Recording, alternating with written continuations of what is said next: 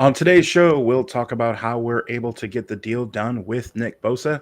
And does it mean the 49ers are in win now?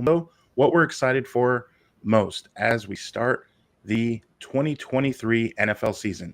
Remember, as always, you can listen to this episode on Spotify, Apple Podcasts, Google Podcasts, wherever you get your podcasts from. Be sure to like, subscribe, hit that notification bell so you can always be updated when new content drops. You're inside the Jonnydale Football Academy.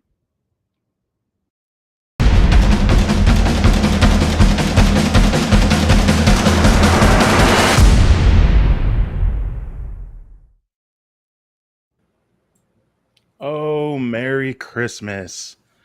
It is the NFL kickoff today. So we are so excited. Welcome to the Jonnydale Football Academy podcast on the channel that's trying to answer the whys and hows of the game. We do that by talking through and dissecting game film and diving deeper to explain why the X's zig and the O's zag.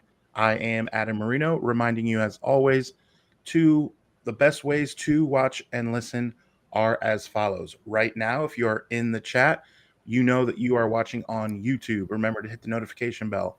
You can always catch us also on Spotify or Apple, wherever you get your podcasts. Man, we said it's like Christmas. Today just feels like Christmas. Everyone feels they have a chance. We know we have a chance now because we got our man paid. We're going to get into that a little later. Johnny, how you feeling?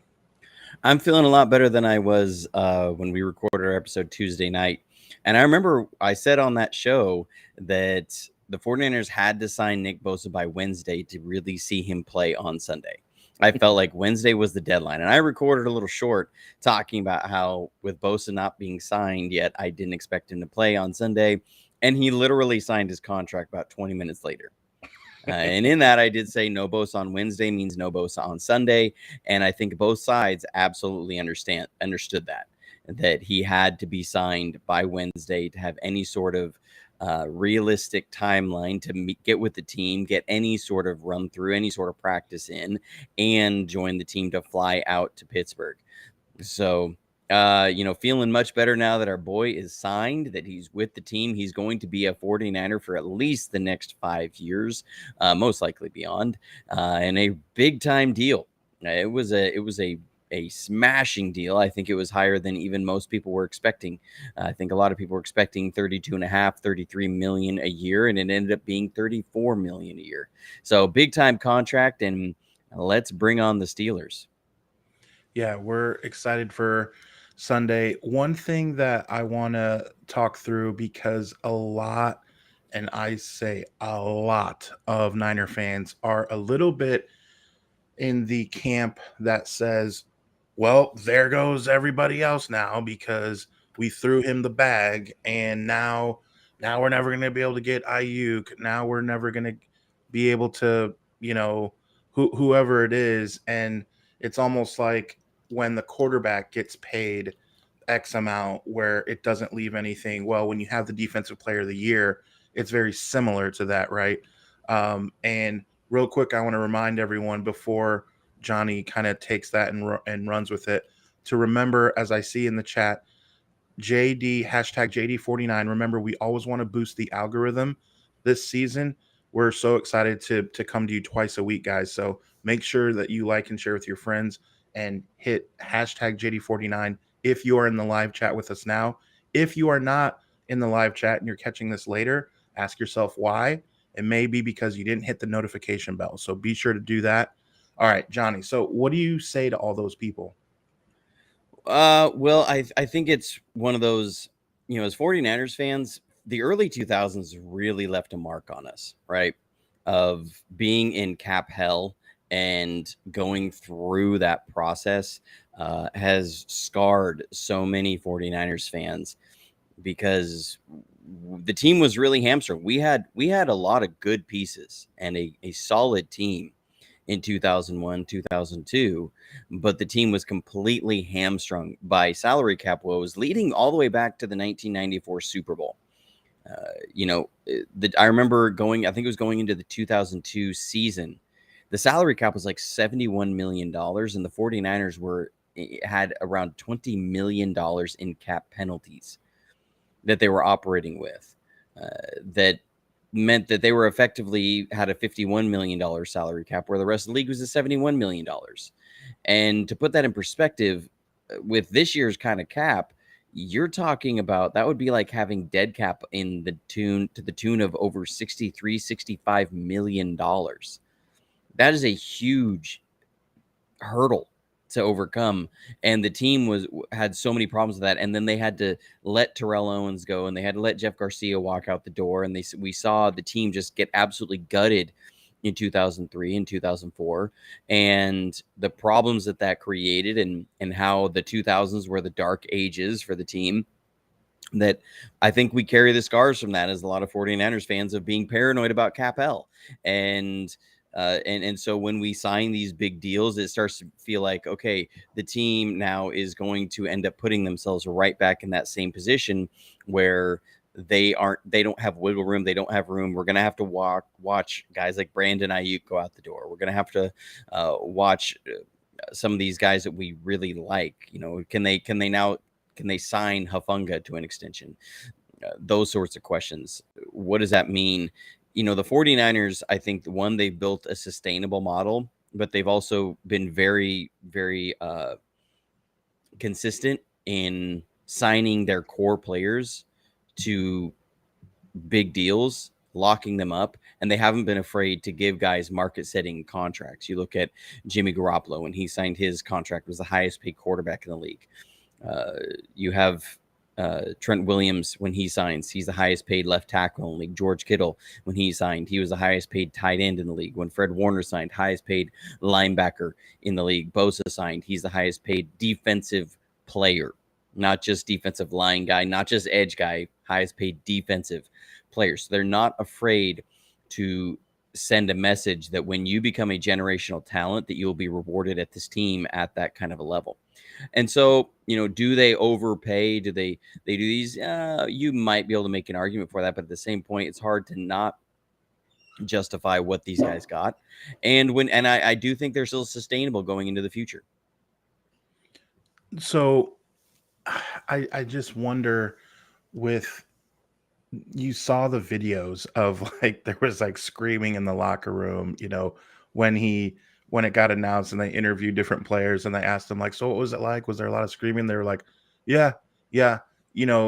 It's obviously polarizing throughout the whole building when someone like that comes through. And I just wonder, is that a bit of a honeymoon phase where everyone's excited, and then are people thinking, well, I know I'm not as good as Nick Bosa, but maybe I'm good for 20 million, or that's what I'm just worried about. When people see people get paid and then think, well, I had an X amount of good kind of year compared to him. I'm due 11 million because I provided a third of a value of what Nick Bosa did, and just what that looks like. That's what kind of, I don't want to say worries me. I mean, I don't know. Maybe is that my negative thought to this, or? I think it is. I think it's your negative thought because look, the 49ers, they lock up core players and they have a pipeline to replace non-core players. They just do. And that's the business of the NFL. That's how you make it sustainable. You look at the linebacker spot. You have Jalen Graham and D. Winters are both looked really good in preseason this year. Dre Greenlaw is not getting an extension like Fred Warner. Dre Greenlaw will either be moving on next year or the year after once his contract's up.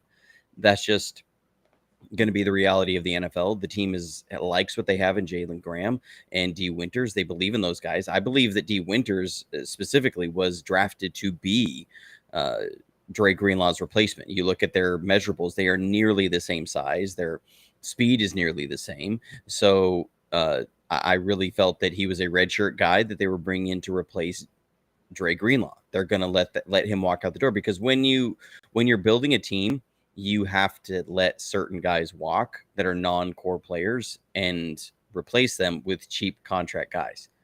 I think Darrell Luter is going to be the next guy that comes in, and him and Sammy Womack are going to be there when Ambry Thomas and Diamador Lenore move on. I don't see them barring injury and getting Lenore back for a cheaper contract, I think they're going to let him go and get his bag out in the free agent market whenever that time comes. And I think that's why you have a Darrell Luter on the team, the guy that they really believed in for the system fit at corner.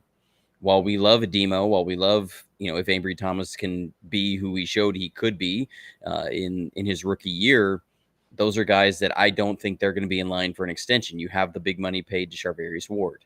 Or if you extend one of those guys, then Charvarius Ward's going to be getting moved on, and you have your replacement there in Darrell Luter is what the belief is with the team. So you see this sort of pipeline behind. You have Robert Beal, who's going to be there to take over for Cleveland Farrell when he leaves, who took over for Charles Omenihu when he left, who took over for Arden Key when he left.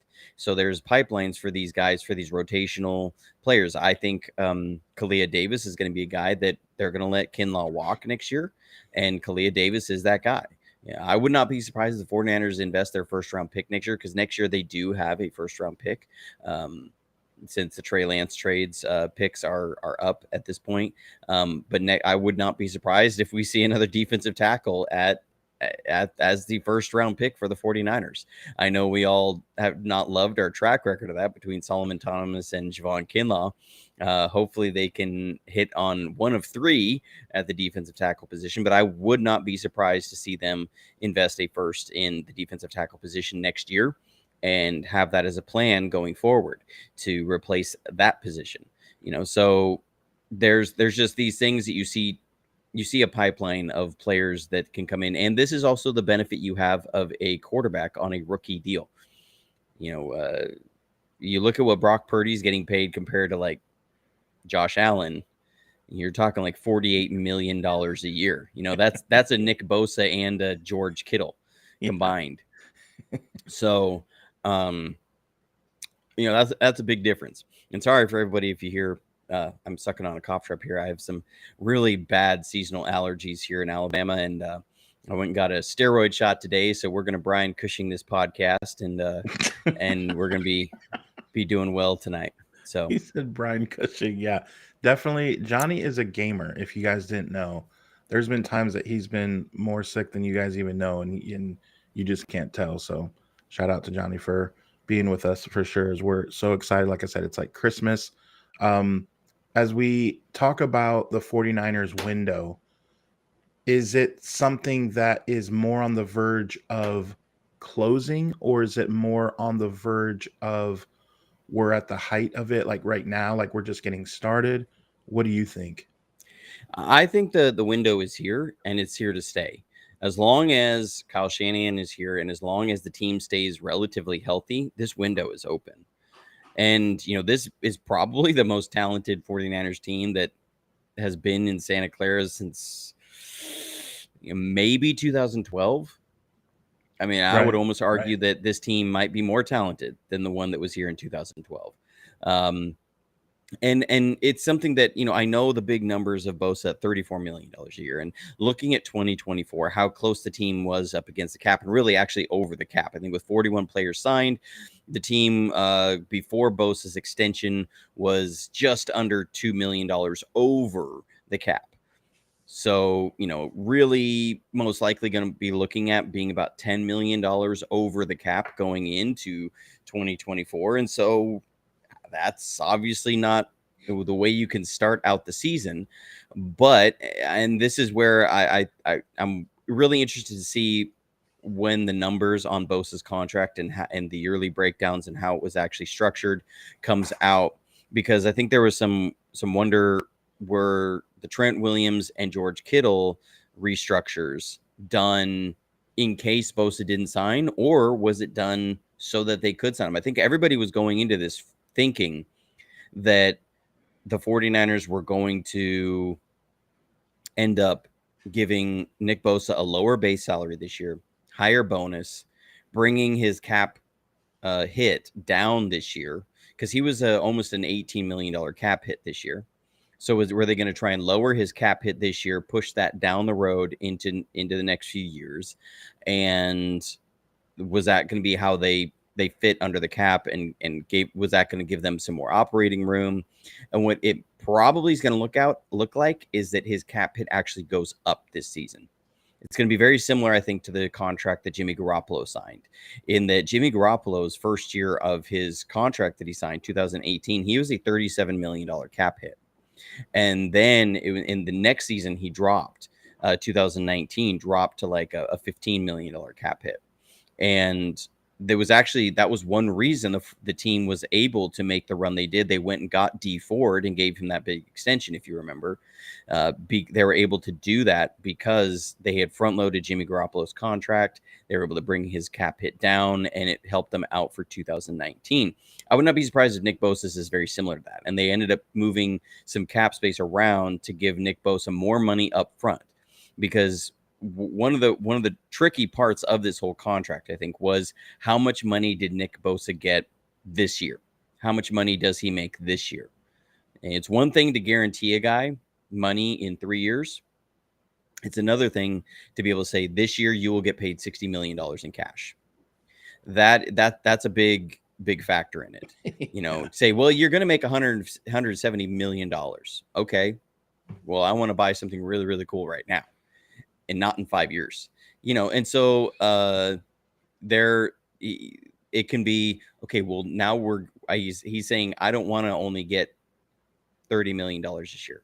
I want $50 million right now.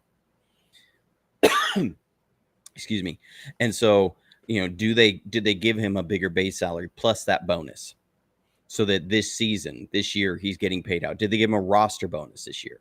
What does this structure look like?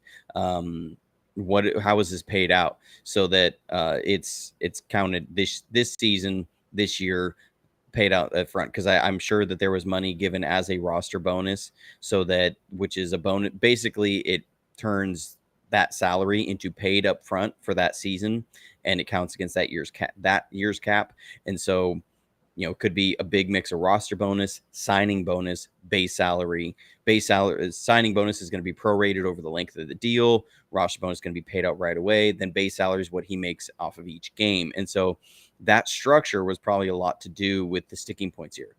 Anyways, moving through there, it does make 2024 look harder. But what they can do then is they're able to bring down Nick Bosa's 2024 salary cap hit.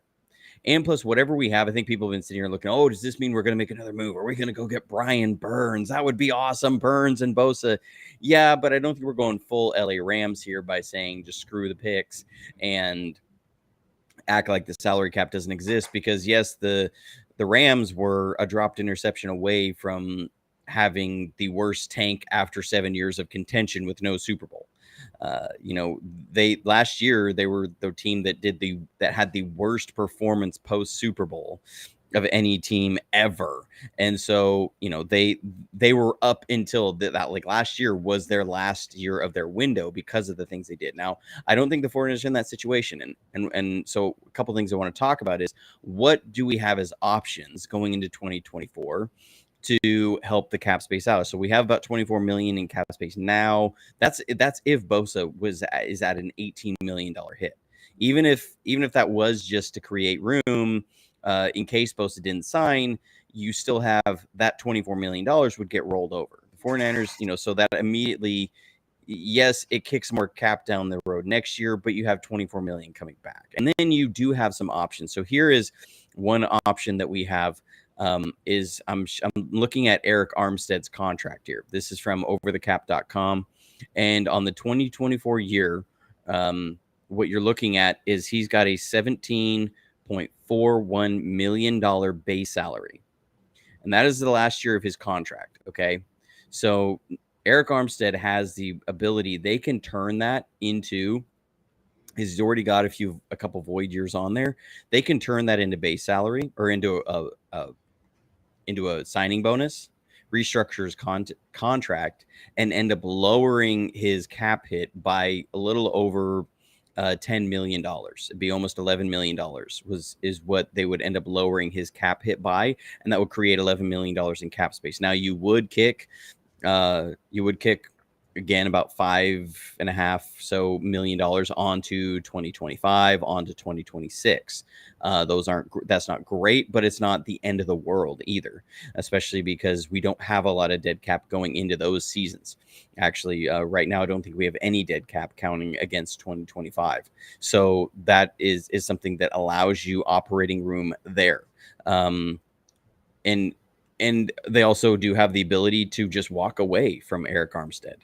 While I think a lot of us like the guy and want him to stick around, they can cut him and they would save right around $14 million in cap savings. It would cost a lot in dead cap. But again, if I'm the 49ers, I'm investing a first round pick in a defensive tackle. I can let Kinlaw walk.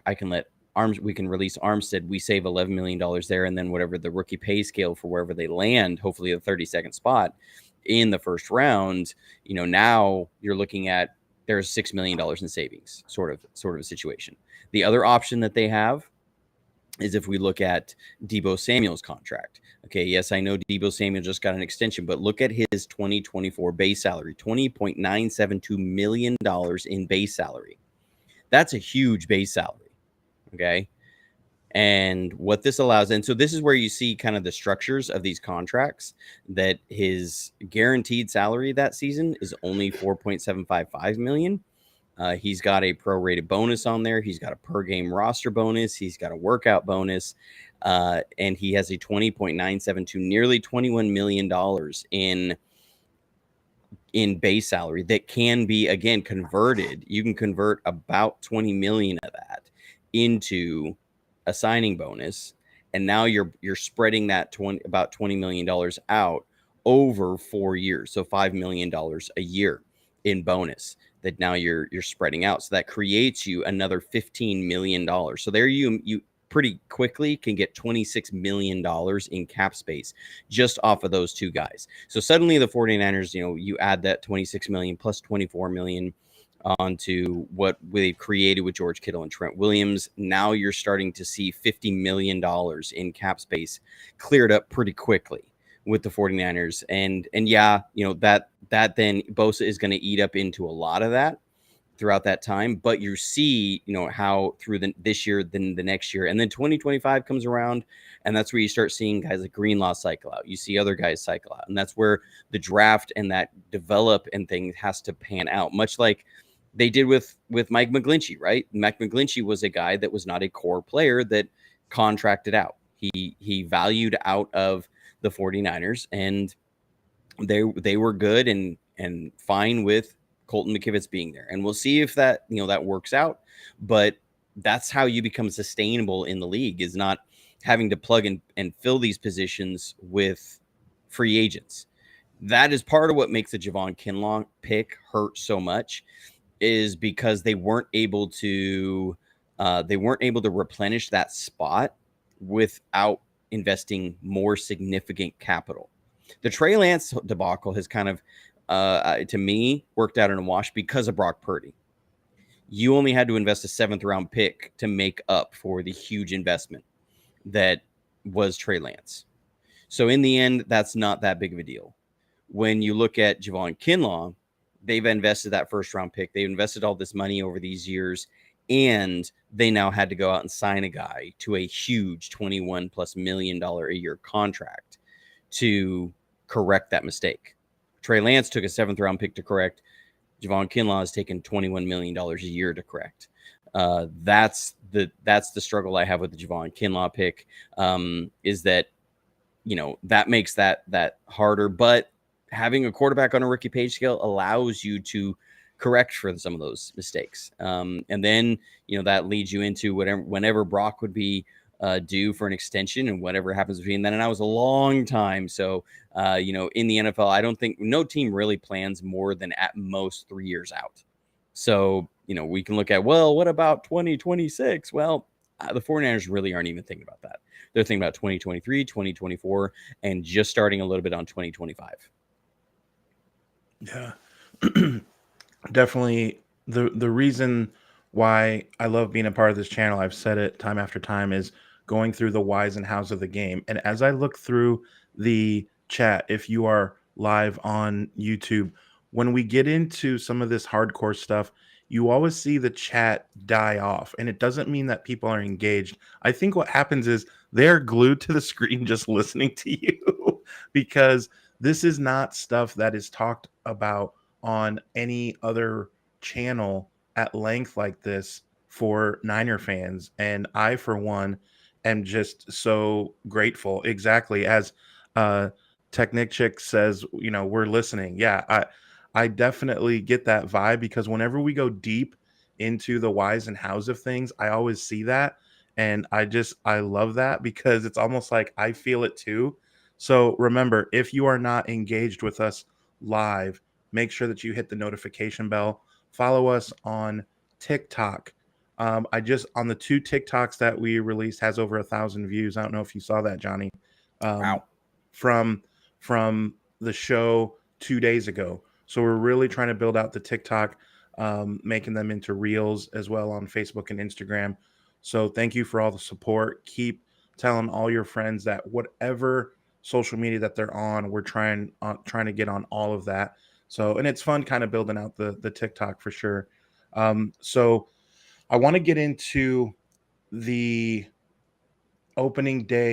some opening day memories and just what you're excited about this season. Like for me, I would say I feel like we are the least banged up that we have been for, I want to say 4 or 5 years is how it feels.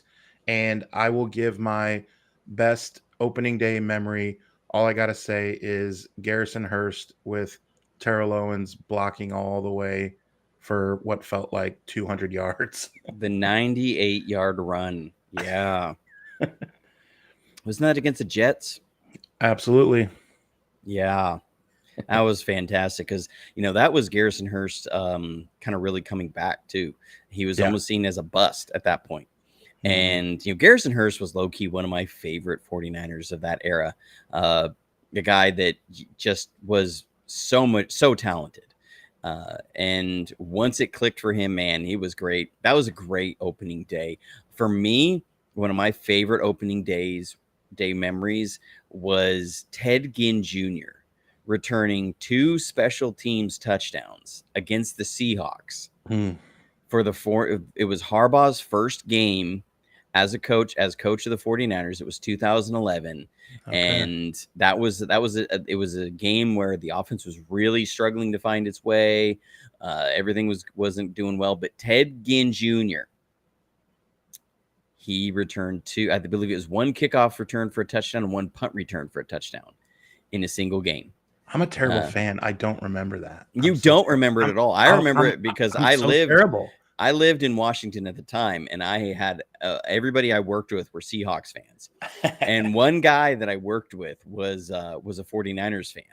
And he texted me after that game, and he was like, dude, how about that Ted Ginn Jr.? And I said, Ted Ginn Jr., I will let him do things that only I let my plumber do. So, I was really excited about what Ted Ginn Jr. Was able to do that year. And then how that sparked, I believe it was an 10-game win streak. And so that is an opening day memory is huge for me.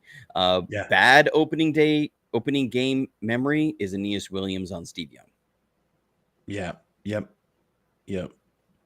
Oh, terrible feeling. What about Jerry Rice? That one doesn't stick out in my mind as much. That was opening day though, right? Yeah, against but Tampa Bay, Warren Sapp. Yeah, Warren Sapp grabbed his face mask. See, but I don't remember that as much because Jerry came back during the year somehow, right. and because Jerry's just ridiculous. But the Aeneas Williams one, knowing that was probably the end of Steve Young's career, and it turned out to be the end of his career, just coming off of what had been that the catch 3 and such a great moment the year before, and then Garrison Hurst breaking his ankle in such a horrible way against the Vikings, and then you have that moment because it felt like we were still in our Super Bowl window, and the moment that happened, that was the end of the 49ers dynasty. That's why that one sticks out so much to me. Yeah, man. Well, I'm excited for Sunday. Before we get into Sunday, I know this show is going to be a little shorter. We got a game to watch actually, and so I kind of want to talk about that. So, because the Lions, I'll be honest, I didn't want to play the Lions last year in the playoffs. Like they would have nothing to lose. Their coach is busting kneecaps. They are like they got exciting to watch, and I don't want to get beat by Jared Goff. And so I was like, I don't want to see the Lions. I want no part of the Detroit Lions. And I went to opening day the previous year against the Lions where we like kind of let them back in. It was like really bad at the end. And I'm like, dude, I don't know Detroit. And so now I like, do you give them a chance like You know, tonight? No, I, no I Kelsey. I think this is going to be a chance for Detroit to show that they aren't just punching above their weight. Because last season it felt like Detroit was punching above their weight, that their offense was sneaky good. Their Right? defense was Terrible. streaky, You could say terrible. It was inconsistent. They had moments. yeah, Uh but it felt like the team was able to will itself into contention. What right. impressed me most was the way that team, they literally made Green Bay tap out. They made Green Bay lose their edge, lose their cool, and fold when Detroit had nothing to play for. The only thing they had to play for was to Right. ruin Green Bay's playoff chances. Which is a lot. Hey, that's a lot Which when is, you talk to I Detroit mean, fans. it is.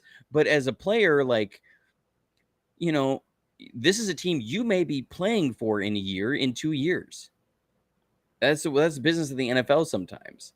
And so, man, like, this, to see the way that team responded and came out and played like their playoff lives were on the line, and were able to be more mentally tough, because that, I mean, you saw it with the Quay Walker and with other things that were going on the field for the Packers, that Detroit was more mentally tough than they were in the cold. I mean, it was one of those, like, Yeah. it was setting up to be that iconic Aaron Rodgers, Green Bay, Sunday Night Football, and you got Chris Collinsworth calling the game moment where, it was just going to Now here's be a guy. everything that you would want to see, and be, set up for like an NFL script. And then Green Bay folded. You really looked at Detroit and said, man, these guys willed themselves to this place, and they were mentally tough. But it always felt like they were punching just a little bit above their weight. That they were probably really a 6-10 team, or a 6-11 team. I still not used to the 17 game schedule, or a Same. 7-10 team. They really felt more like that, not a team that was maybe a 10-7 on the door of the playoffs. Some people are picking them to be number one in the NFC this year because they have an easier schedule, but it's gonna kind of be like Minnesota last year, where they were near the top of the league the whole, as far as record, the whole season, and nobody took them seriously. And then the playoffs came around and everyone realized why nobody took them seriously. And it kind of feels like Detroit could be that, maybe, but this will be to show, are they a team that is just kind of the surge from Dan Campbell, or do they have some legit core pieces? Have they built a team, and has Detroit finally been able to do what Detroit has never been able to do, which is get out of their own way? Right. And they have an opportunity. There's no Chris Jones. That's a big deal. There's no And no, Travis Kelce. yeah, That's a huge deal. People that's do a not huge deal. understand how much of a big deal that is to that offense, especially once Tyreek Hill moved on. So No, what that does this is a game look like? That'll huge. be interesting. Yeah.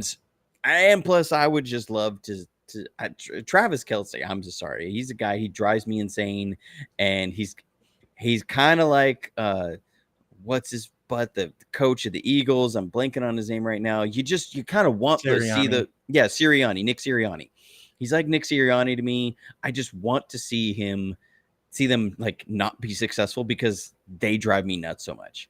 And Yeah. so I'm you call me a hater, but I'm hoping the Chiefs flounder a little bit, but it's not like a blowout by the Lions, where the Lions show they've arrived. It's one of those where, again, the Lions showed they just punched up their weight enough and took advantage of a team on the ropes.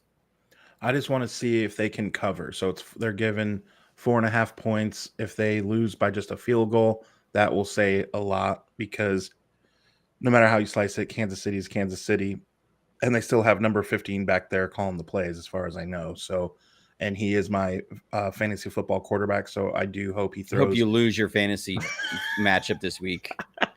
Hey, I got Kittle, I got Debo, I got let's see. I think that's about it that I was able to get. I wanted Ayuk for a flex, but I wasn't able to get him. And I ended up having to get who's in Cleveland, who is in Dallas, the receiver. Gallup? No, he's in Cleveland, or he's in Cleveland now. He was in Dallas. Gallup Cooper? is in, yeah, Amari Cooper. That's who I got. So I'll keep you guys updated on my fantasy football this year. Okay, so see, I've always tended to be like a 49ers homer during fantasy football, but it always bites me because here's the thing: the 49ers have so many guys that could be fantasy football monsters, but because they spread the ball around so much, it's only going to be one guy a week, and you never know who it's going to be. Right, like and so Lockett and Metcalf. I never draft those guys because I don't it's like know. One week you're going to have George Kittle is going to go off, and he's going to be a fantasy monster. Another week Deebo Samuel is. Another week Christian McCaffrey is. But average week to week, yeah, it's so. I mean, it's based upon how the defense is going against him. You can't really pull these guys onto your team, on your fantasy team. So as a 49ers fan, it's frustrating.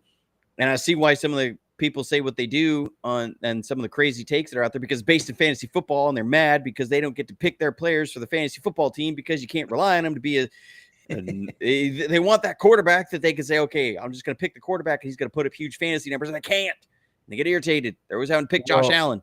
Here's the other thing that I get bugged on with fantasy football before we move on is I don't like playing against the guy in week 7 or whatever it is who has Christian McCaffrey. Like, I want Christian McCaffrey to score 19 touchdowns in a game, but not in week 7 because then I get obliterated. I don't like feeling that way. So it's just like, but I'm sucked in. I've been playing for 20 years and I got some good buddies that we always watch the game together. Dude, 20 years, like that's almost pre-internet fantasy football. Oh, man. yeah. That's like setting up the whiteboard in your living room era stuff. Don't act like we didn't do that. We were nerds. You say you're a nerd on certain stuff. You send me text messages of some history stuff that you're nerding on. Hey, I get it, man. We're all nerds of something.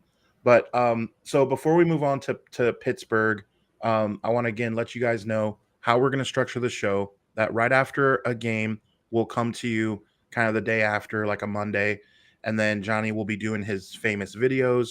That's why we all know and love him. And then on Thursdays, we will kind of go over the next coming week. And so we're doing that right now. So I want to get in, as it's Thursday, I want to get into Pittsburgh. And I want to point out something that I just saw released I'm on a lot on The Score. I use that on my phone, it's called. And did you see this from Patrick Peterson? Have you seen this? Or not yet? Okay. So this is 27 minutes ago. Pittsburgh Steelers cornerback Patrick Peterson is optimistic his team will be able to stop the 49ers offense in week 1. Quote, obviously, we're going to have to make sure that everyone tackles well. We're hooked up on our coverage and make sure that we have sound communication at all times because there is some tell signs out there that tell us what plays we're going to get from those guys in certain situations. I don't think that's breaking news in a ton of things. And here's why. When Kyle Shanahan wants to do a drop back pass, he's usually not hiding it at all. So what he's going to do is he's going to end up putting guys out there to give his quarterback defined looks in coverage. And what do I mean by that? You're going to have CMC flexed out. You're going to have use check flexed out. You're going to have Kittle put out wide. You're going to have these motions that force the defense to show you what they want, and then they're going to drop back and throw. This is reminding you shades of Trent Williams. Is he tipping plays sort of? Right. Right. I don't buy too much into that. And I think there's too much evidence to show against that. I think the factor the thing with against when you face the 49ers is a lot of times it doesn't matter if the other team is going to knows. Every team going into that game, into a game against the 49ers, knows that they want to run the wide zone, that they want to run tight zone, that they want to run reverses, that they want to then run play action off of that. Well, okay, everybody's known that about Kyle Shanahan for 10 years. That doesn't mean you can stop it. And that's what makes it so hard, is that he's going to sit there and it's not about do they know it's coming, is how do they play when they know it's coming? And then we can use that. Teams have known how to beat the wide zone for a long time. And they've known, and Kyle Shanahan's been very open with this and everything, that, okay, great. If that 3 technique knows you're going to run the wide zone, we're still going to beat his rear end. And we're still going to make sure I got our guys. It still comes down to he has to beat our guard. It still comes down to on the split zone. That backside linebacker has to beat Deebo Samuel on a block, or that backside safety has to beat Deebo Samuel on a block. Is that we have a way to account for every element in the game. You still have to beat our guys, and we're going to put Deebo Samuel in space. How are you going to, even if you know he's going to be getting the ball on a screen, how are you going to stop that? And if you overplay it too much, then we'll give you the same look, and then we'll come out and do something different. So and this also comes back to, I want to say, well, Patrick Peterson, you've lost a lot of times to the 49ers. If these tells and to Kyle Shanahan's 49ers, if these tells are there, well, then pray tell, explain why your team could not win a number of times in 10 seasons with the Cardinals. Right. Like, I mean, and so, I'm thinking back to like the 2019 season. Jimmy Garoppolo threw for over 400 yards against the Cardinals. If you knew what the plays were coming, how did Jimmy Garoppolo, who, has been up and down in the league, how did he throw for over 400 yards and 4 touchdowns against you? Yeah, well, I don't buy that much into it. He says, Peterson goes on to say, when I get my pick Sunday, we'll talk about it. So he is predicting, if there's some bulletin board material, he is predicting that he does get an interception against Brock Purdy, who, as of last year, only has 4 interceptions in 9 regular season appearances. And if I remember, 2 of those picks were not on him, meaning either they were kind of tipped, which I guess you could say, hey, he's got to get the ball up, but they were either tipped or, you know what I mean, weren't even necessarily on him, or it was at the end of the game or end of the half. I think one of them was where he's just trying to get it out there. So it's like he hasn't thrown many picks at all. Yeah. We'll see. I think without Bosa, the 49ers were still a 2-point favorite over Steelers. With Bosa, I think they're like a 4.5, 5 point favorite. I would be surprised if this game is closer than 10 points. Wow. I was going to ask you now, and again, don't laugh at me. It's preseason. I know, but there is something to be said about wanting to look good and do some things in the preseason. And not only did they not lose a game, but they blanked Atlanta 24-0. They did look good. I've watched a few highlights. Again, I know it's preseason, but you'd rather look good than look bad, right? I don't like when people say, oh, it doesn't mean anything. I mean, if a team does things with their first team and does look good a little bit, you'd rather have that than have your 1s and 2s look bad and then say, well, it's just preseason. I mean, if you have to pick one, right? So I don't know. Does the offense just not scare you yet in general? It comes down to Najee Harris. Their offense is completely run through Najee Harris. So from Alabama, there you go. Roll Tide. I mean, Kenny Pickett, I'm not. If he's dropping back 30 times in this game, I feel completely fine about that, especially with Javon Hargrave, Armstead, Bosa going after him. That's fantastic. You keep them in 3rd and 6+ on the regular in this game, they're going to have a real hard time scoring. So, how do they handle match up front?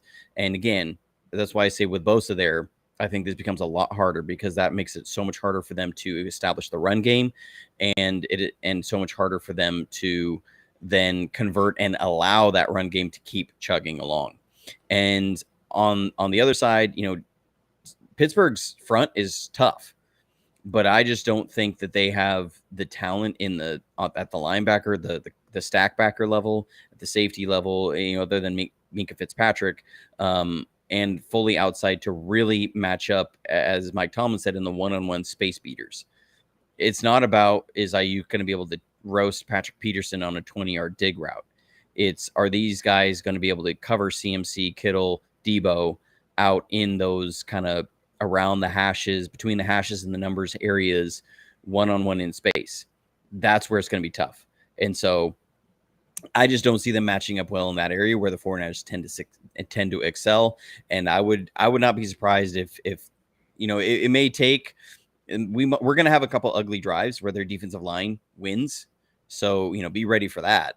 But overall, I expect the 49ers to have several chunk plays and start to really look like the 49ers offense. So in the chat, guys, go ahead and put your predictions and we'll get Johnny's. I have Niners 24-13 in the chat. Again, that'll help us boost the algorithm as well.